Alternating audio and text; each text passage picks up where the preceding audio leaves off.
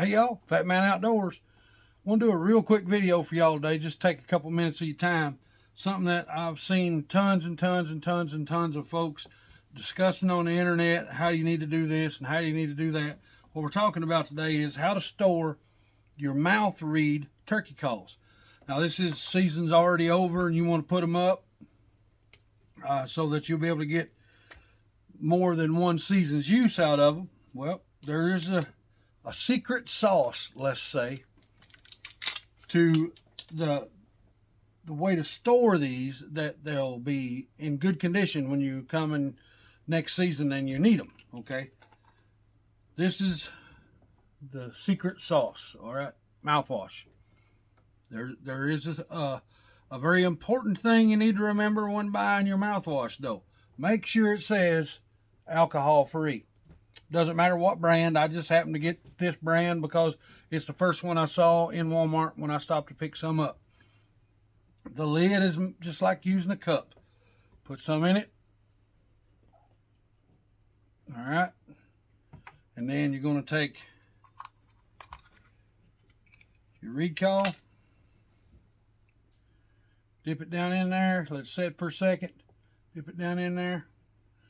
Let it set for a second. Let some of that get on it. Put it right back in your container. I'm going to do a couple here that I've got in this container.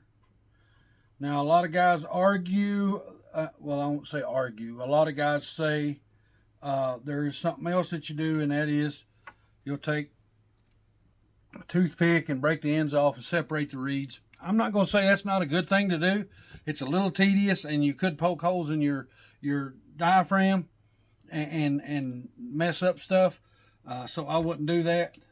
Just put them in the container with the mouthwash right on them. Don't even wipe them off. And the cool thing about these is you won't never get that weird taste when you first put them in your mouth at the beginning of the following season. You just take them out, put them in your mouth. You get a nice fresh minty taste when you get them, and so you'll have nice breath when you're going turkey hunting. Now, storage to this point. Okay, now this is very important, and pass this on to the family and your wife when you put them in there. That little tray in the door of your refrigerator, the holes of the butter, open it up, put these right in there in the case and leave them, and they'll be just fine to the next season.